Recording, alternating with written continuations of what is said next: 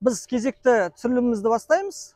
Біз мінекей Шиелі кентінің орталық алаңында жүрміз. Бұл жақта Шиелі кентінде кәсіпкерлер көп болса керек. Себебі бұлай деуімнің себебі осы кентке келе жатқанда көптеген, яғни билборд дейді ғой, өзіміздің бойынша ауызекі тілмен айтқанда жарнама парақтары көп таратылған.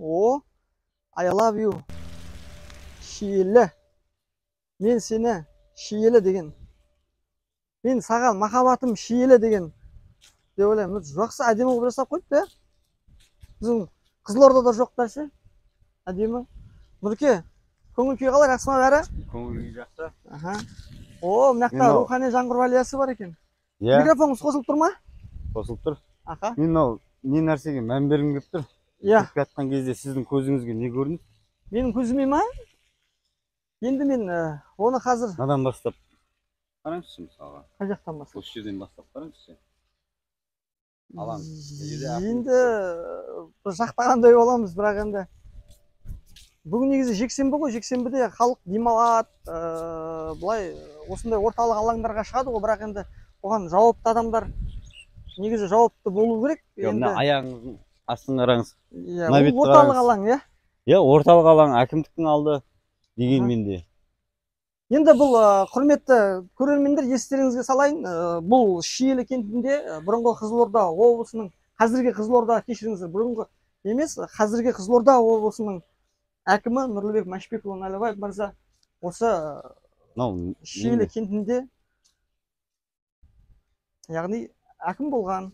Мен бұрын 3-4 жыл бұрын, 2 жыл бұрындар келетінмін бұл жаққа. Бұл кезде енді Шиелі өте керемет тұғын.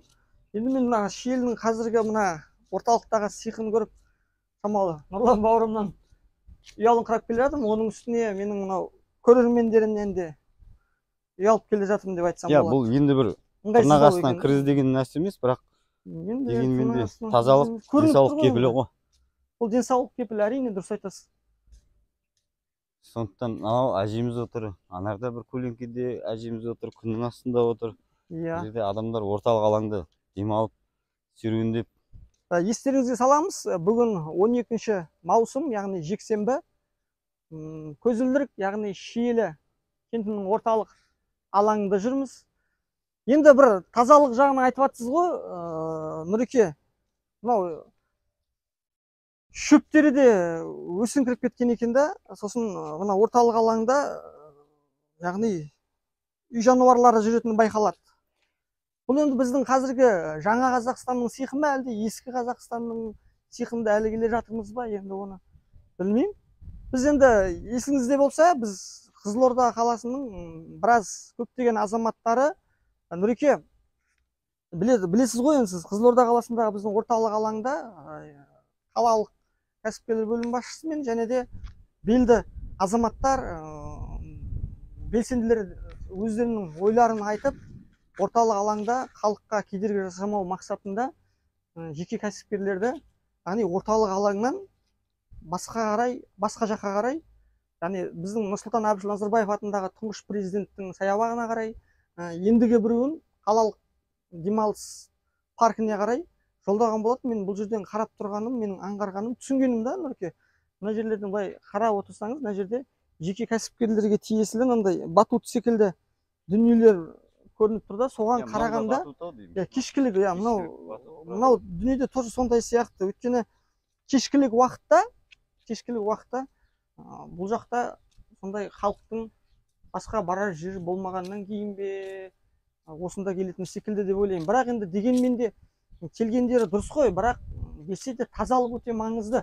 Өйткені мысалы қараңызшы, мына біздің байрақтың артын былайынан қарасақ, артында кесілген, яғни талдардың бұтақтары жатыр да. Кесілген бұтақтары жатыр. Мұны алмағанына біраз уақыт болғаны айтпаса да тағы түсінікті. Саламатсыз апа. Ауырмаңыз апа. Саламатсыз апа. Апамның бір-екі сауалнама сұрап жүрсем. Сұрап жүрейік. Ауылдың жағдайын сұрайық. Ой, апа, сізді не айтады емес, сізбен қасыңызға жақындап алайық бірінші. Иә, біз сол сиырдың бауын Саламатсыз, түсіріп апай? жатырмыз, апа. Саламатсыз ба, апа? Қалайсыз? Қалайсыз? Сізді видеоға Жақсыздар түсіріп ма? жатырмыз. Есіміңіз? Айжан. Айжан. Қуаныштымын. Есімім Менің Нұрлан. есімім. Қызылорда қаласынан келіп тұрмыз. Деген балам бар. О, бересіз бана қасына апамның. Не айтамыз? Ой, Жоқ, апа. сіз жалпы енді бұл жерде былай ғой, апай. Біз де өтіп бара жатырмыз. Оңтүстікке сапар деп Қызылордадан Шымкент қаласына қарай бара жатырмыз. Жолай біздің Қызылордаға қарасты екі ауданымыз бар. Шиелі және Жаңақорған аудандарымыз бар. Енді осы аудандардың тыныс тіршілігі, аудандағы халықтың жағдайы, әл-ауқаты, мәселе бәлкім бір қуанышты жағдайлар бар ма, осы кенттегі, аудандағы бір жақсы жаңалықтар бар ма? Мынау енді қазір жаңа Қазақстанды сондай бір үлкен қарқынмен енгізіп жатырмыз. Көп нәрсе жаңарып жатыр. Осан бәлкім бір мәселелер бар ма? Сіздерді енді ауылдың қартысыздар ғой, сондықтан көкейдегі бір мәселе бар ма? Поштаның алдында отырсыз? Шынымды айтқанда мен өртеміз. Бұл ауылдікі емессіз ба? Ауылдан келіп тұр ғой, апам. Күнкөрістен. Төңкерістен. Төңкерістен, Ой, апам, төңкерістен келіп тұр. Жағдайын бәрін білмеймін. Болды. Бірақ енді апа, сіз төңкерістен келіп тұр екенсіз. Күнкөріс ауылы өте жақсы. Таза ма осындай ма? Әлде сіздерде де Бізде осындай ма? таза. Бізде ше бәрін адам шығарып қойған, тазалап отырады. Иә, әрбір тұрғын, иә. Иә, әркім тұрғын, мысалы, азанда тұрып, қорамыздың сыртын тазалаймыз. Көшеге шығады, Өте жақсы. көшеде тазалайды. Әркім өзінің үйінің тұсын тазалайды. Біздің төңкеріс өте бай ауыл ғой негізі. Халқы өте жақсы. Үйімшіл ауыл. Оның үстіне. Әкіміміз де жаңадан келген әкіміміз бар. 2 жыл істеп жатқан. Өте жас өздерінің қатарлы жігіт. Өте бәріне араласып, бәріне басшылық жасап отыр. Бәрекелді.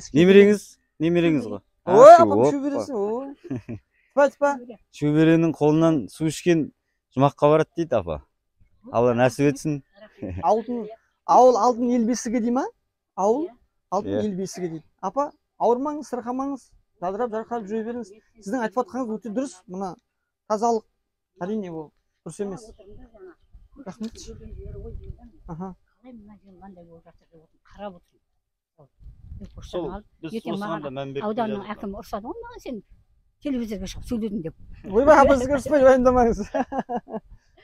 Жоқ, неге ұрсады? Үлкен кісіге ұрыспайды ғой. Бәлкім былай ғой, апай.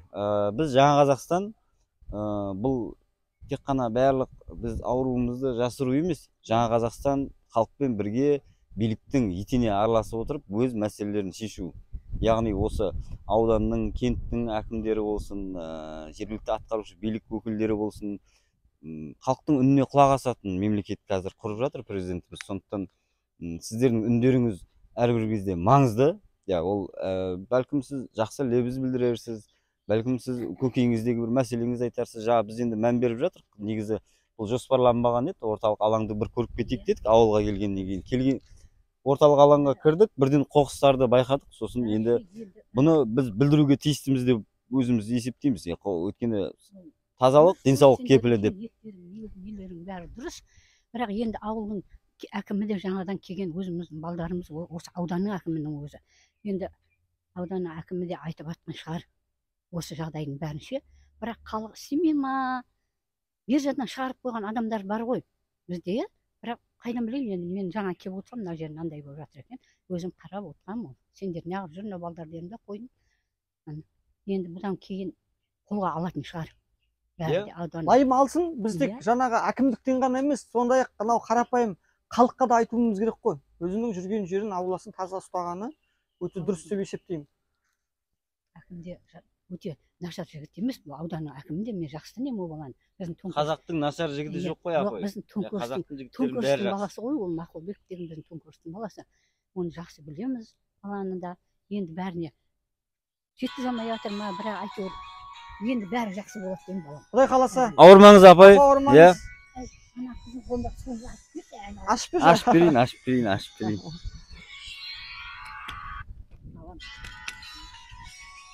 Мінекей енді. Жастар жамандауға болмайды балам. Жастар енді өсіп келатырмыз ғой. Жоқ, біз жаманда деп жатқан жоқпыз, апай. Нұрлан деген менің балам айтады ғой, апа сіз ассалаумағалейкум. Мен неғып жамандаңыз деп жүр. Жоқ, жамандау емес, апай, ешқандай да. Жаңа сізге білдірдім. Ассалаумағалейкум аға. Қалайсыз, жақсыздар ма? Қолыңыздан алып қояйық. Осы ауылдың тұрғынысыз ба? Ассалаумағалейкум. Біз Қызылордаданбыз. Қарапайым азаматпыз, ешқандай әкімдіктен, жаңағыдай басқа бір тексеруші органнан емес. Мына бір сұрақ болып тұрады. Апамыз ауылда, осы кенттің тұрғыны емес екен. Мына орталық алаңда қоқыстарға қатты көзіміз түсіп тұр. Колхозда тұрамын ғой мен. Саламатсыз ба? Сіз де сол жақтан төңкерістен? Ана кісінің алдында. Сіздер жексенбі күні бұл неді мемлекеттік мекеменің алдында жайшап отырсыздар ма? Ала алмайсыздар ма? Алып береді ғой. Жақсы онда. Бәрекелді. Сау саламатта, аманшылықта. Иә. Біз жеке блог жүргізіп жатырмыз. Қызылорда қаласынан келдік. Енді біз оңтүстікке сапар деп, Шымкентке ниеттеп бір Аллаға тәуекел деп шыққанбыз. Енді жолай біздің облысқа қарасты Шиелі және Жаңақорған аудандары бар. Сол аудан орталықтары болғасын. Аралап келе жатырмыз апай. Сіз Шиеліңсіз бе осы жақтысыз ба? Шиелің осы жердің тұрғынысыз ба? Осы жерде тұрғанымын, бірақ Төңкерістің келінімін. Бәрекелді. Төңкерістің келінімін, иә. Мында бүгін төңкеріс келіп жатыр екен ғой мына жерге, төңкерейін деп, иә? Иә, банкоматтан ақшалайын деп. Дұрыс. Жақсы. Жақсы, сау болыңыз. Аумин. Жақсы. Енді жалпы осы ғой, Жаслан. Жәке. Енді иә, мына кісіден сұрасақ қалай болады? Келіп жатқан. Көп нәрсені де айта алмай тұр. Дегенмен де. Бұл енді бай ескі Қазақстанда қалып қойған стереотип сияқты меніңше. Қалай ойлайсыз? Сіздің уақытыңызды алсақ болады ма? Асықсыз ба? Жарайды, жақсы. Біздің Шиелі кенті жалпы өзінің күрішімен әлемге танылған бұл елді мекен ғой. Және де бұл елден мықты айтыскерлер шығып жатыр. Мен мысалы бір өтеміз ба? Замандасым Меребек Сұлтанхан деген жігіт бар. Бұл Шиелінің тумасы. Нақты жаңағы свет көп ау деймін, жарық. Әйтеуір неғып светтің бағасы қымбаттап жатыр десем, бұл кісілердің барлығы шақты алаңға шақ қояды екен осылай. Әкімдіктің алдына бармасақ ұят болады.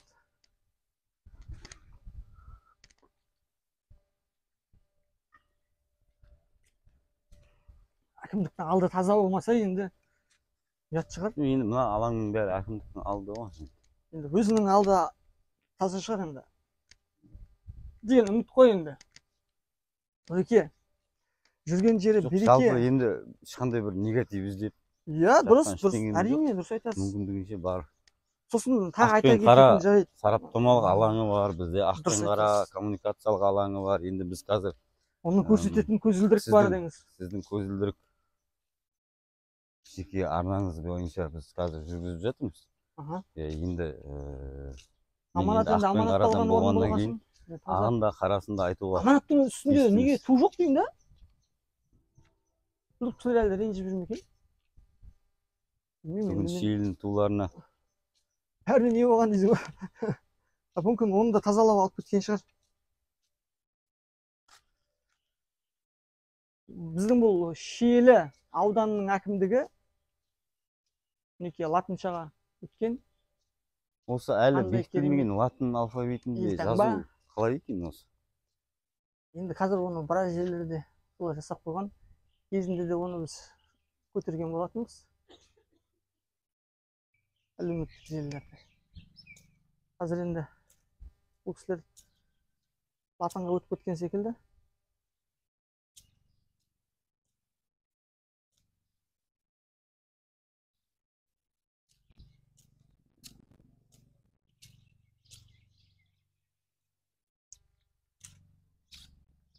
Әдемі гүлзарлар, иә? Шиелі ауданның құрметті азаматтары. Ғажап. Вертолет ұшып бара жатыр аспанда. Нұрге мен ойлаймын да енді. Иә, заманауи. Бәрекелді.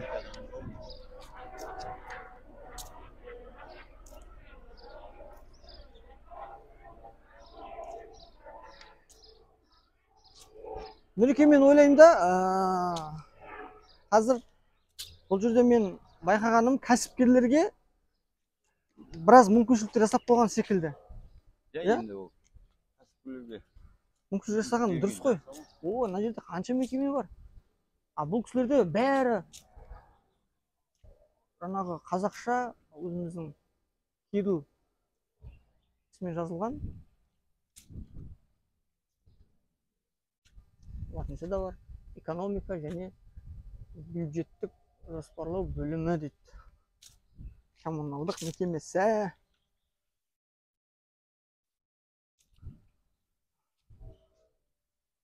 Осы біздің 5 минуттай уақытымыз өтіп жатыр.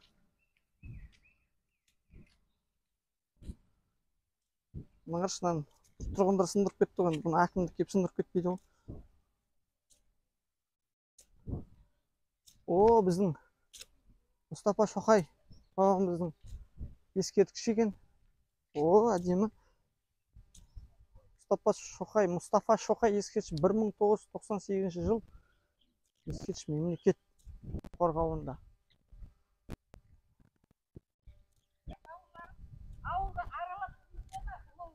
Барамыз ауылға да. Болды, тәте, төңкеріске барамыз. Болды, кім деп барайық, кімді біз деп барайық? Қаракөз ғалым, жақсы. Пейіліңізге рахмет. Қаракөз ғалым. Ауылдың аузын ашса, жүрегі көрінетін тұлғалар ғой. Ол кісілер деген. Әрбір жандарда ауылға кел, ет асамыз деп шақырып жатыр. Ой, мынау енді түнде пайда болды ғой. Жарайды, бай қарай өтейікші. Кеше түнде пайда болды ғой енді. Рухани жаңғыру жаққа қарай барым деп тұр бірақ. Мына кісіден бір 5 минут сіздің уақытыңызды алсақ бола ма? Болмай ма? Айтып отырмын ғой, Шиелі кентінің тұрғындары уақыттары алтын екен. Өзінің туған жерге өзіңіздің Шиелі туралы бір-екі сөзіңіз айтсаңыз, қарсы болмасаңыз. Асықсыз ба? Негізі бізде көп адамдар асықсыз жүреді. Бізде негізі асықсызбыз. Негізі біз оңтүстікке, Шымкентке қарай бағыт алып бара жатыр еді. Шиелі кентіне алғаш келіп жатырмыз біраздан бері. Шиелі туралы өзіңіздің ойыңызды айта алмайсыз ба, туған жеріңізге деген? Жалпы айтыңызшы, көңіліңіз тола ма Шиеліге? Өзіңіздің туып өскен жеріңіз ғой? Сіз тұрып жатқан жоқсыз мен? Жарайды, жақсы. Рухани жаңғыру.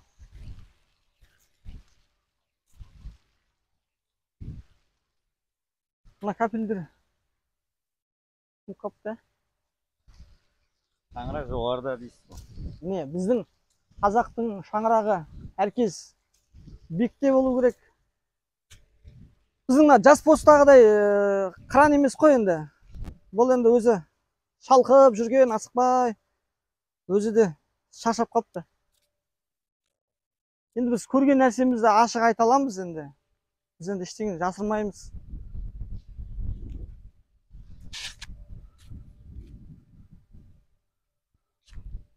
О, мына жерге біраз нелер салыпты. Шиеліге не болған деймін да, мүлдем қаражат қаралмай жатыр ма? 1998 жылы елбасы дейді. Елбасы деген әлі бар екен ғой, бар ма не әлі елбасы деген? Өйке? Не жақта да тұр елбасы деп. Әлі біз жаңағы ескі Қазақстанда тұрып, жаңа Қазақстанға циркуляция алып өтелмей жатыр ғой деймін. Жұрттар күннің ортасымен біз жүргенімізге қарап таңғалып жатыр ғой. Оң жағымызда көлеңке бар екен ғой. Ой, қандай керемет. Қазақ хандығының құрметіне.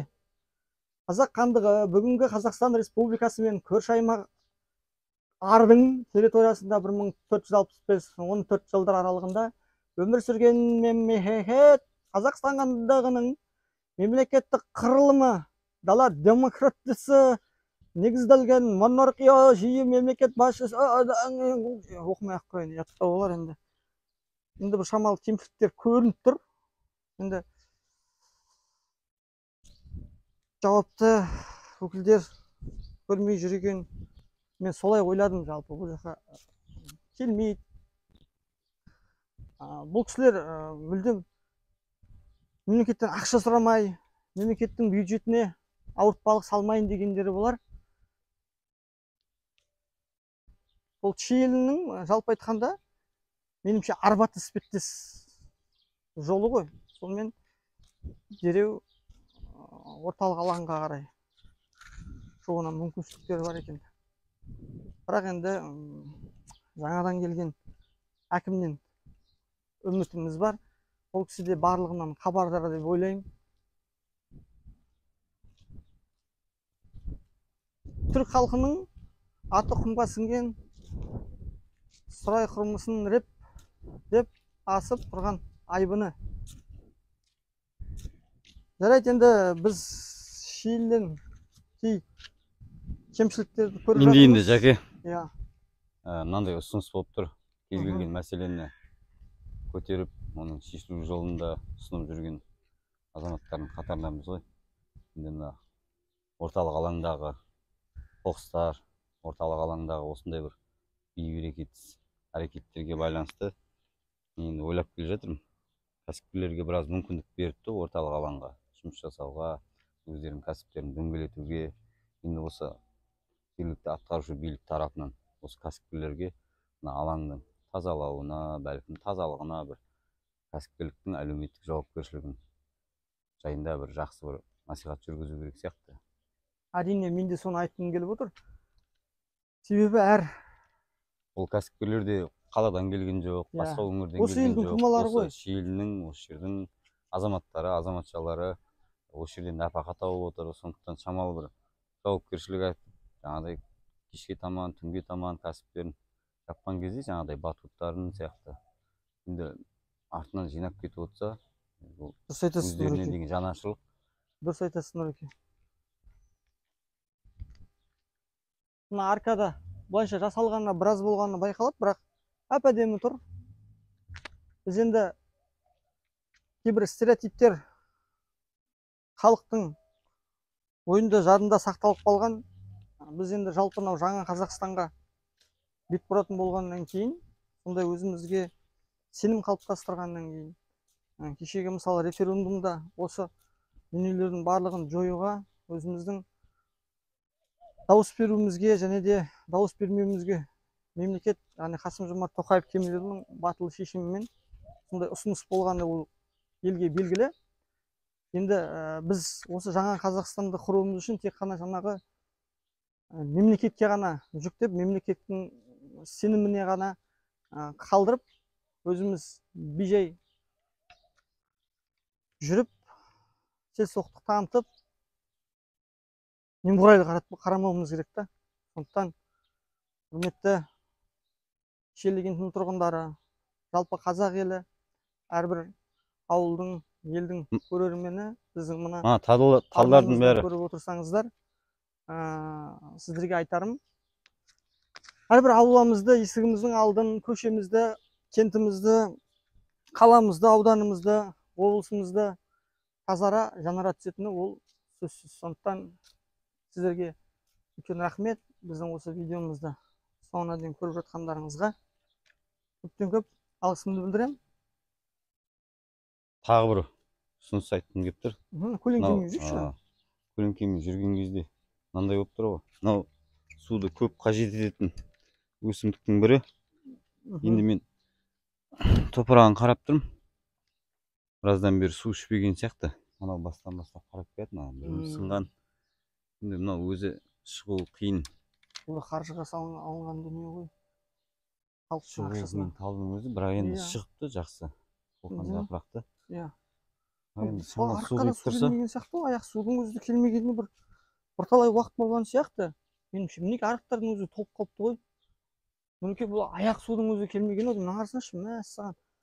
Аяқ судың өзі. Мен байқағаным жаңа ана жерде шлангтармен әкеліп қойған біраз жерлерге. Яғни ортада мен фонтан жаңағы бұрғақты көргеннен кейін мына таға салған ау деймін, баяғы біздің өзіміздің ескі жүйе ғой. Біз өзіміздің жаңағы жүйемізді бәрін тықпаштай береміз ғой. Мына арық су келмегеніне біраз болса керек. Көрініп тұр. Саламатсыз ба? 2-3 минут уақытыңызды алсақ болады ма? Асықсыз емес. Есімім Нұрлан. Қызылорда қаласының Жасұлан есімі. Жасұлан. Біз жеке блог жүргізіп жүрміз. Сөйлей берсек те болады. Біз оңтүстікке сапар деп Шымкент қаласына қарай шыққан болатынбыз. біздің облысымызға қарасты осы жерде 2 аудан бар, Шиелі, Жаңақорған. Осы енді аудандарға жолай кіріп шығайық, ауданның қалай ахуалын білейік, тұрмыс тіршілігін көрейік деп. Жағдайын білейік. Иә. Енді Жаңа біз Қазақстанда. қазір жаңа Қазақстан Иә. деп бәріміз ұрандатамыз, сол Иә. идеология қалыптастырып жатырмыз. Естуші үкімет, ашық үкімет деген үлкен концепцияларды қалыптастырып жатырмыз. Енді біз алаңға келіп, мына жердегі қоқыстарды көріп тұрып, шамалы қапа болып тұрық осы мәселеде. Жалпы енді қоқыс жайында емес, негізінен ауданның тыныс тіршілігі жайында өзіңізден бір. Осымен халық ауа жұтамыз мысалы, Иә. көріп тұрсыздар ғой, қандай екенін. Көзбен көрініп тұр ғой, оны несін айта бересіз. Жалпы Еш қараңыздар енді. Ал биржа не жұмыс істеп жатыр? Қараңыздаршы. Түнімен мысалы балалар ойын сауық осы жерде ойнайды. Осына таң ата жұмыс істесе болады ғой барлығы. иә. Биржа жұмыс істесе болады. Жаңағы мұғалімге, мектеп нелеріне салып қоймай. О, міне Көріп тұрсыздар ғой міне. Сол алаңға келіп осыған шамалы көңіліміз не болып тұр, баяғы. Қанжылып, Енді ол иә, сәкінің ренжіп қазіргі тұрсыздар. Нұрлыбек Иә, Машбекұлының ол кісіні баяғыда осы жерде әкім болып тұрған кезде, аудан әкімі болып тұрған Иә. кезде. Бұл аудан Қандай өте бір керемет еді. керемет еді. керемет тұғын. Сол бізде жаңағы Нәлібаев болды деген кезде қуанғанбыз. Мұғалімдер ше. Қандай керемет ауамыз тазаратын болды деп. Енді мінекей, қолға алатын шығар енді Нәлібаев кісі. Иә, Өте жақсы жұмыс істейтін еді сол кісі. Шиеліде болған кезде. Барлығымыз қуанатынбыз. Ауамызда тазарып қалды ғой деп.